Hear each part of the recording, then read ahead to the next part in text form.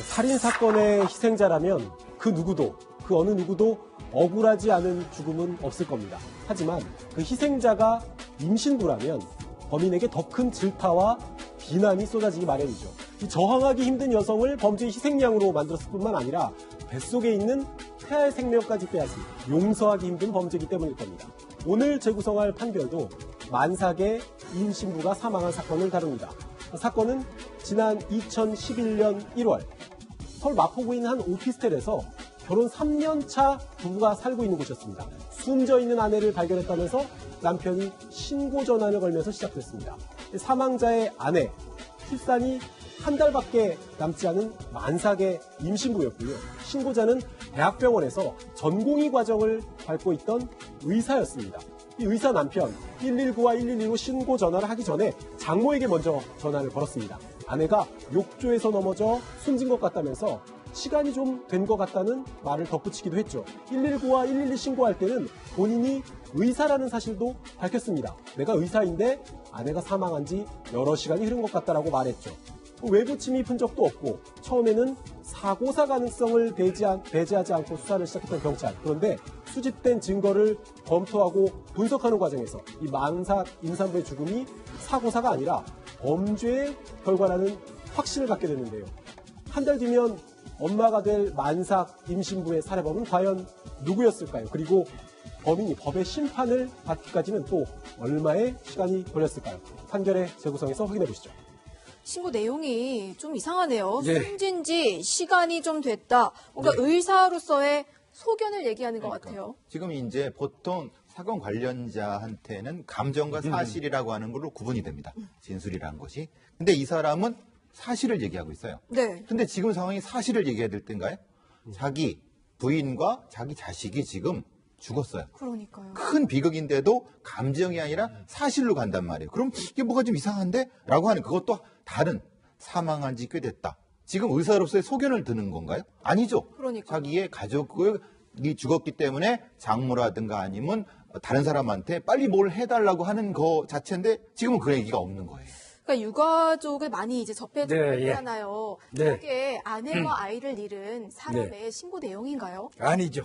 이거는 아마 경찰이 현장에 출동했던 어느 정도 경륜이 있는 경찰관이라면 이 사람이 구체적으로 이거는 단정져서 얘기하잖아요. 욕실에서 미끄러져서 사고를 당했다. 본인이 보지 않았음에도 불구하고 단정적인 어투를 쓴단 말이죠. 그런데 그 말을 하기 이전에 해야 될 얘기 있어요.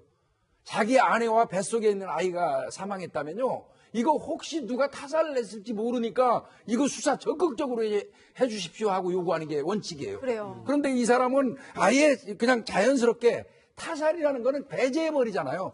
아예 배제해버리고 의식적으로 배제해버리고 그냥 욕실에서 아내가 미끄러져 사고당했다고 단정적으로 경찰한테 이야기를 하는 순간 경찰은 의심했을 겁니다. 분명히 뭔가 의심쩍습니다. 하지만 아직까지는 심증일 뿐인데요.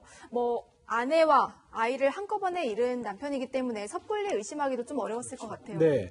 그런데 이제 남편 입장에서는 자신이 집을 나간 뒤에 멀쩡하던 아내가 욕실에서 넘어져서 욕조에서 숨졌다. 그런데 아직 사망 원인이 정확치 않다. 그러면 유족 입장에서는 정확한 사망 원인을 알고 싶잖아요. 그래서 부검을 꼭 해줬으면 좋겠다라고 얘기할 것 같은데 이 남편의 발언이 아주 예상을 어긋나게 했습니다. 임신한 상태니까 부검을 안 했으면 좋겠다라고 경찰에 얘기하는데 물론 유족들 입장에서는 부검이 사람을 2번 죽이는 거다 이렇게 생각을 해서 종종 이제 거부하는 경우도 있지만 이런 사망 원인이 안 나왔을 때는 당연히 유족들도 이제 부검을 오히려 요청을 하거든요. 그런데 남편의 말이 지금 아까 프로파일러님 말씀해 주신 것처럼 경찰 입장에서는 남편의 말이 좀 의심스러운 데다가 그런데 임신했으니까 부검도 안 했으면 좋겠다는 말까지 하니까 의심에 이제 불을 붙는 발언이었죠. 그래서 경찰은 이제 만삭 아내의 시신을 부검하기로 결정을 했습니다. 동의 없이도 말이죠. 아, 그래요. 그래도 처음에 남편이 부검을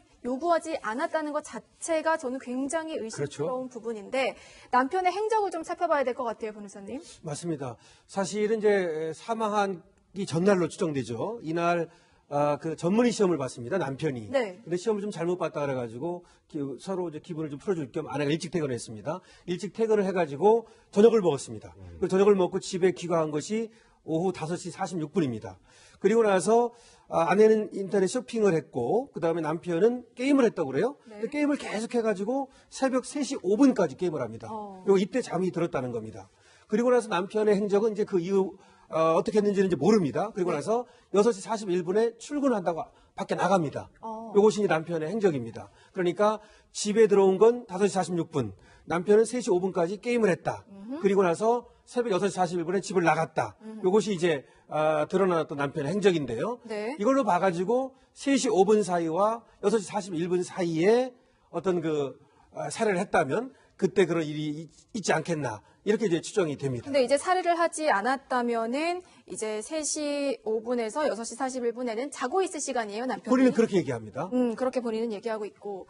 자, 타살인지 여부, 부검을 아까 해봤다고 했잖아요. 네. 결과 어떻게 나왔나요? 우선 이 숨진 만삭의 아내에게서 독극물이나 약물 성분은 관찰되지 않았습니다. 또 알코올 성분도 관찰되지 않아서 술을 마시지 않았다는 것도 확인이 됐죠. 그리고 뱃속에 있던 태아도 엄마가 사망하기 전까지 건강한 상태였다는 것이 확인되면서 혹시라도 이제 태아의 건강이 악화되면서 엄마의 몸 상태가 급격히 나빠졌을 가능성도 배제가 됐습니다. 경찰이 주목한 부분은 숨진 이 만삭 아내의 몸 곳곳에서 외상의 흔적이 발견됐다는 부검 소견이었어요. 일단 아내의 목과 이마, 피부가 까져 있었고요. 눈가도 약간 찢겨져서 멍이 들어 있었습니다. 그리고 팔과 다리에서 멍자국이 보였거든요. 그러니까 누군가 다툼이나 몸싸움을 벌였을 가능성이 아주 높은 거죠. 그리고 결정적인 부검 소견은 숨진 아내의 기도에서, 숨을 쉬는 기도에서 뇌출혈 흔적이 발견됐습니다. 그러니까 목에 힘이 가해졌다는 건데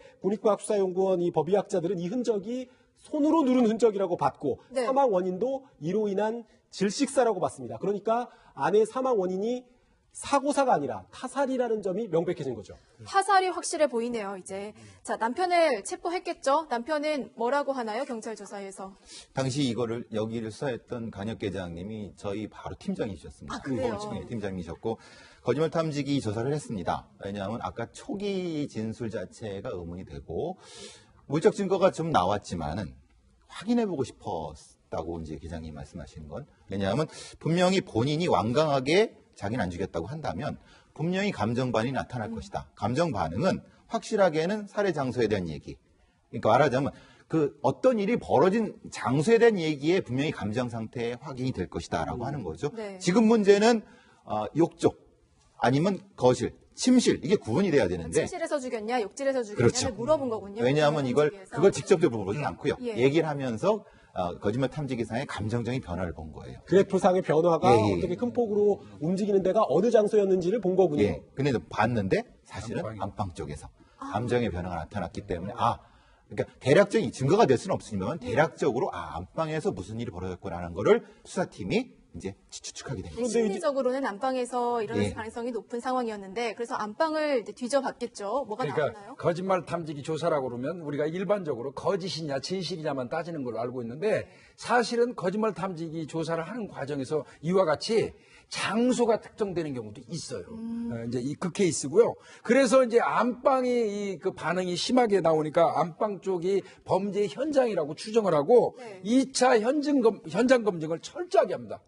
봤더니 네. 첫 번째 안방에 있는 스탠드도 부서져 있는 상태였어요. 그렇다면 다툼을 하는 과정에서 파손됐을 가능성을 짐작해 하고 있는 거고요. 그러네요. 두 번째는 안방 침대 이불에서 발견된 아내와 남편의 혈흔이 나왔고요. 세 번째로는 남편이 이제 그 아무렇게 하나 벗어서 던지는 옷이 있었어요. 네. 그 옷에서 아내의 혈흔과 아내 옷에 섬유질, 미세 감식을 한 거예요.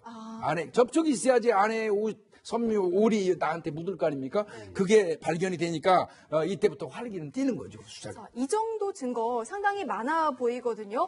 뭐 부검 결과 목누름으로 인한 질식사로 나왔고요. 또 자신이 아니라고 했던 안방에서도 증거들이 계속 나오고 있고요. 이 정도면은 자백 없이도 유죄를 입증하는 데는 문제가 있지 않... 예, 정황 증거가 지금 차고 넘치죠.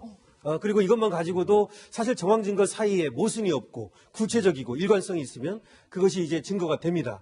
다만 그래도 지적 증거를 찾으려고 노력을 합니다. 그래서 자백을 받아보려고 했는데 끝까지 부인을 합니다.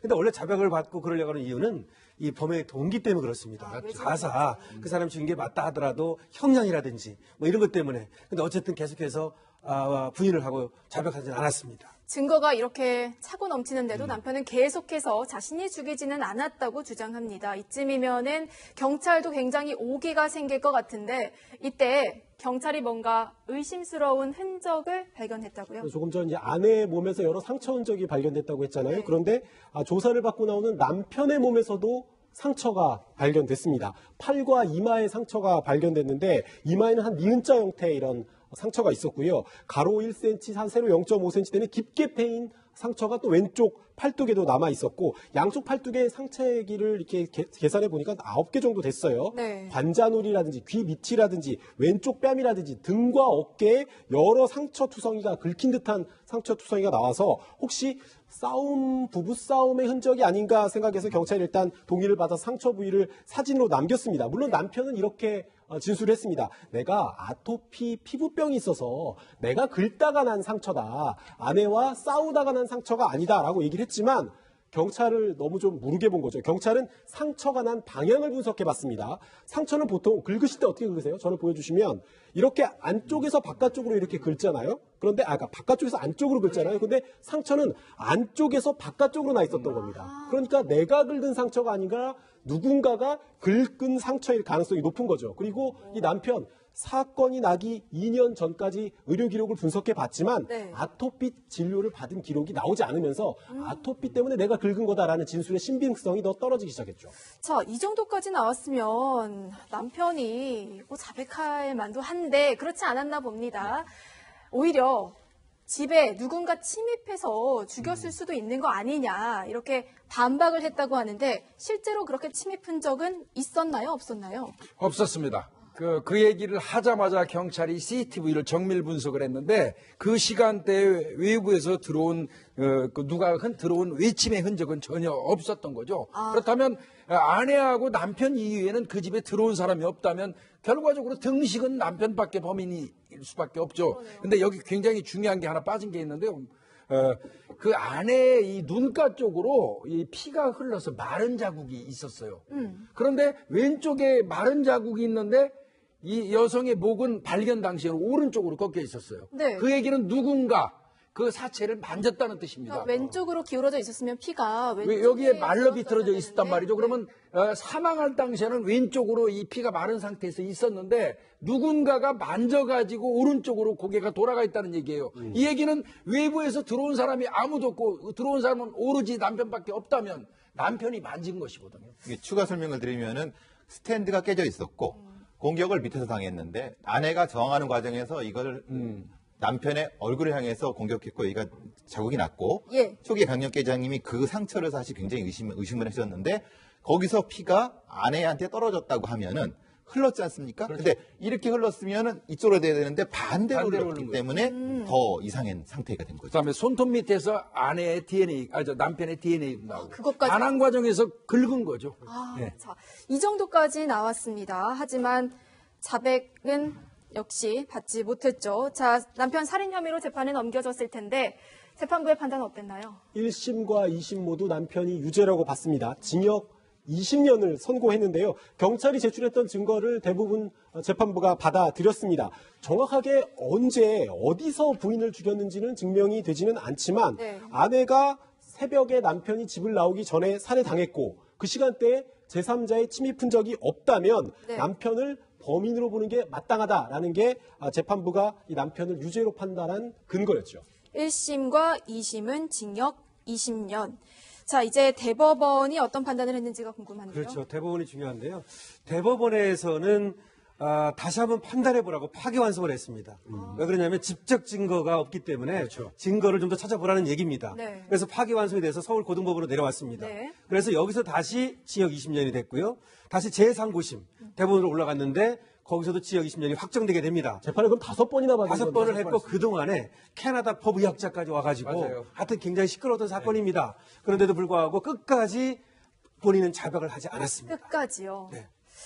자, 무려 2년여 만에 나온 최종 결론은 타살입니다. 아내를 살해한 범인은 남편이었습니다. 자, 만삭 아내 살인 사건 판결의 재구성으로 오늘 준비해봤고요. 잠시 후에 실종자 찾기로 돌아오겠습니다.